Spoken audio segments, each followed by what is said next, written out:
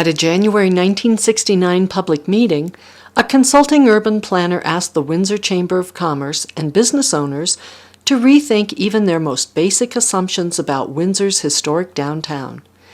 They should consider building a new downtown area, leaving a remodeled and updated Main Street with a special motif to serve as a secondary business district. The Windsor Chamber of Commerce led the effort to revolutionize downtown, endorsing the concept of a unified downtown architectural design motif. Yet it remained unclear what design precedent the town would follow. At a January 7, 1969 planning open house, longtime retailer Herb Manweiler said that Windsor businessmen would like to start remodeling and updating downtown buildings, perhaps following a German motif. The Chamber then asked architectural firms to provide preliminary sketches of what downtown Windsor would look like with this still ambiguous German motif. Some business owners did not intend to wait, even though the German motif remained a rather murky concept. Management of the First National Bank of Windsor expected business to explode with the opening of Kodak. But the building lacked one important feature, a drive-up teller window. This would require significant remodeling to install. Bank executives decided to take the opportunity to redesign the entire facade. With the German Old World motif in mind, they hired Denver architect Bruce Schock to redesign the building, which was completed in January 1971.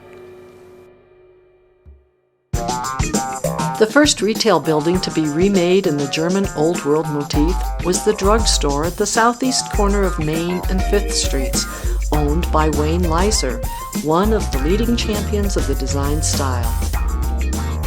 The top portions of these walls, to be built tall enough to hide present chimneys, is of anodized aluminum.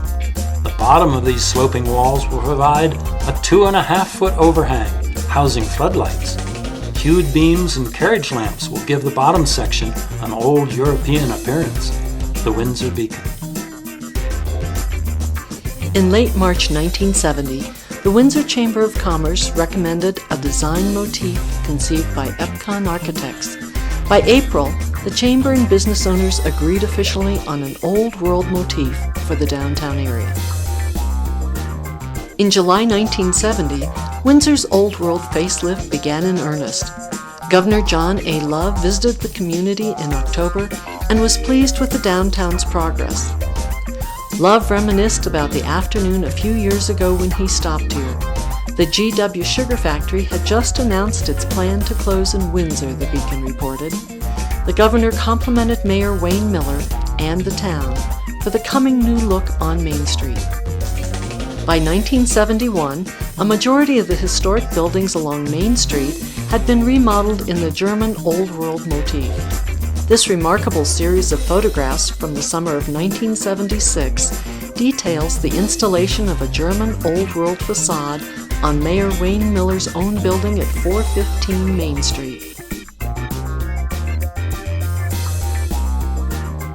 The most notable character-defining features of the German Old World motif were heavy wood shingle-covered awnings or bulkheads. Often these extended from the parapet and were mansard in form. The style expressed overall asymmetry. Exterior wall treatments were usually stucco, with half timbering and sandstone veneers. Many surfaces were curvilinear, meant to evoke thatching.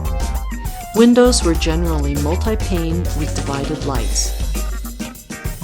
As is true of many stores on Main Street, the old look wasn't bad, but the new look is decidedly more interesting and distinctive, the Windsor Beacon.